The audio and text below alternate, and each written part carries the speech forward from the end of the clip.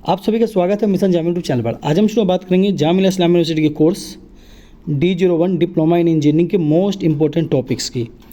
देखिए, आप लोगों को पता होगा कि जामिया में जो एंट्रेंस एग्जाम होते हैं डिप्लोमा इंजीनियरिंग के, वो 100 मार्क्स के होते हैं, जिसमें आपके 30 मार्क्स का फिजिक्स होता है और 30 मार्क्स का केमिस्ट्री और 40 मार्क्स का आपको जो होता है मैथमेटिक्स का पेपर होता है। तो इसी में हम लोग जो कुछ मोस्ट इंपॉर्टेंट टॉपिक्स है उसकी हम डिस्कस करेंगे कि जिससे हर साल क्वेश्चंस आते ही आते हैं।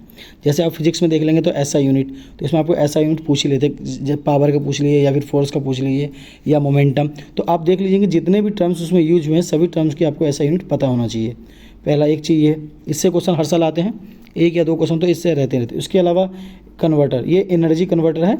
जैसे कि पूछ लेते हैं कि लाइट कौन सी एनर्जी को कन्वर्ट करता है, या फिर जनरेटर है वो कौन सी एनर्जी को कन्वर्ट करता है ना।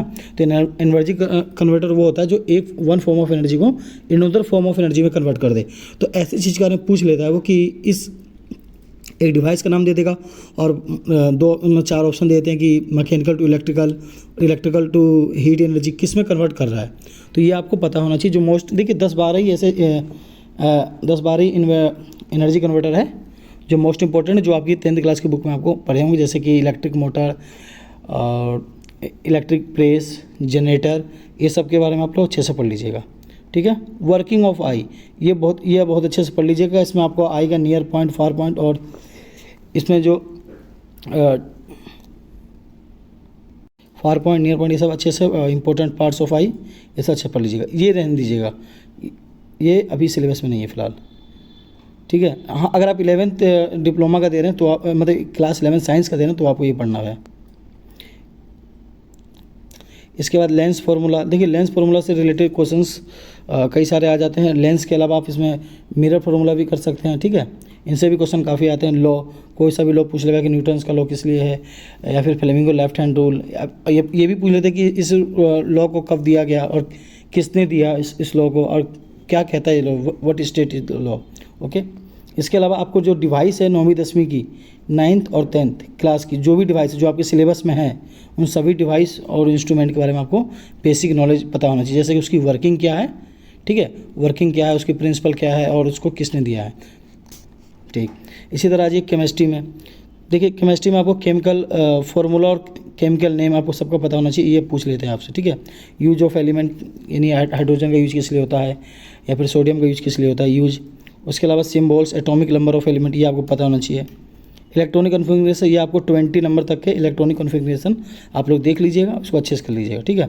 रिएक्टिविटी सीरीज आप लोग इसको बहुत अच्छे से कर लीजिएगा, क्योंकि इसमें 4 ऑप्शन दे देंगे आपको, अरेंजमेंट कर देंगे कि अकॉर्डिंग टू मतलब मोर रिएक्टिव अरेंज, तो उसको कौन सा मोर रिएक्टिव है, इंक्रीजिंग ऑर्डर में और डिक्रीजिंग ऑर्डर में कह देंगे आपको, उसमें से आपको अरेंज करना है। तो आप जब भी अरेंज कर पाएंगे जब आपको रिएक्टिविटी सीरीज आपको अच्छे से याद होगा, तो इसको आप लोग अच्छे से याद कर लीजिए, ठीक है। इसके अलावा properties, pH value, difference, uses of acid base salt. देखिए एसिड बेस साल्ट की ना प्रॉपर्टीज, पीएच वैल्यू क्या होती है, डिफरेंस क्या है इनके बीच में और इनके यूजेज क्या है, ये आप अच्छे से पढ़ लीजिएगा। इससे भी क्वेश्चंस काफ़ी आते हैं। इसके अलावा आप लोग difference between metals, non metals और इसकी जो प्रॉपर्टीज़ है विद एग्जांपल्स। जैसे कि आप लोगों को पता होगा कि metal are good conductor of heat and electricity, but इसका एक्सेप्शन है लीड। तो इसमें ऑप्शन हम दे देगा कि which metal are bad conductor of heat and electricity, तो आपको पता होना चाहिए कि लीड। तो इसी तरह जितने भी प्रॉपर्टीज आप पढ़ें मेटल्स के और नॉन मेटल्स के, या मेटोलॉइड भी होते हैं, मेटोलॉइड के बारे में भी जानना है आपको, पर थोड़ा सा जानना आपको, ठीक है। उसके एग्जाम्पल याद कर लीजिएगा बस आप लोग।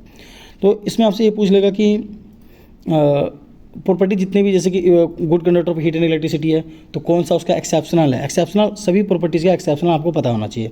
जैसे मान लीजिए कि हम लोगों ने बात किया कि non metal are bad conductor of heat and electricity, पर जो ग्राफाइट है वो क्या है, good conductor of heat and electricity है। तो ऐसे एक्सेप्शनल भी हमें पता करना है और एग्जाम्पल भी उसके सभी के जितने भी प्रॉपर्टीज़ है, ठीक है, मेटल नॉन मेटल।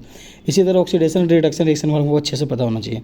इसके अलावा जो बॉन्ड बनते हैं हमारे दो एटम जो मिलते हैं, तो 2 तरह के होते हैं, आयनिक बॉन्ड होते हैं, कोवेलेंट बॉन्ड होते हैं। तो इन दोनों बॉन्ड के बीच में डिफरेंस क्या है, इन दोनों के एग्जाम्पल क्या है और ये दोनों बॉन्ड कब बनते हैं, ये आपको अच्छे से पढ़ना है, ठीक है। ये केमिस्ट्री की बात हो गई। देखिए केमिस्ट्री का जो कुछ बहुत सारा काफ़ी सिलेबस ऐसा है जो आपकी 11th या 12th में से लिया गया, जैसे इलेक्ट्रॉनिक कॉन्फ़िगरेशन वगैरह देखेंगे आप लोग, ठीक है। लेकिन इतना क्वेश्चन आप कर लेंगे तो मिनिमम 15 क्वेश्चन तो यहाँ से बनेगा ही बनेगा आपका 30 में से। तो हमारा इस जो मैं इंपॉर्टेंट टॉपिक बता रहा हूँ, इससे आपको 50+ क्वेश्चन आपको यहीं से हो जाएगा। कटअप जो है आपका 60 से ऊपर मार्क्स है तो आपका एडमिशन हो जाएगा आपका। कंप्यूटर के अलावा कोई भी ब्रांच आपको चाहिए तो कंप्यूटर का जो कटअप है वो थोड़ा ज़्यादा है, सबसे अधिक कटअप जो कंप्यूटर। इसी तरह मैथ में आ जाइए। मैथ में आपको क्या पता होना चाहिए, HCF एलसीएम पता होना चाहिए। इसके अलावा स्क्वायर, रेक्टेंगल, लोम्बस और पैरेललोग्राम का पेरीमीटर और एरिया आपको बहुत अच्छे से पता होना चाहिए। सर्कल का circumference, area, property of circle, ये भी आपको अच्छे से पता होना चाहिए।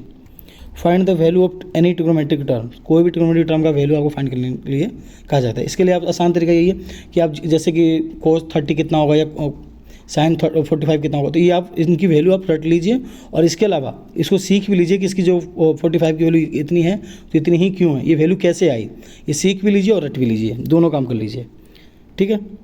ट्रिग्नोमेट्रिक एप्लीकेशन, यही आपका हाइट से रिलेटेड क्वेश्चन आप समझ रहा था कि एक छत पर देख रहे हैं, ये ट्रिग्नोमेट्रिक के बेस पे एप्लीकेशंस, इससे भी क्वेश्चन हर साल आते हैं।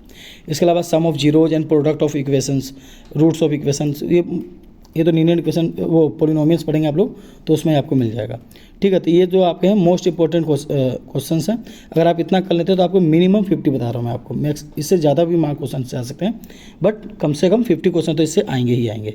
और अगर आप क्या कीजिएगा, आप लोग 2023 और 22 का पेपर देख लीजिएगा, इन टॉपिक से ही होंगे 50+ क्वेश्चंस, ठीक है।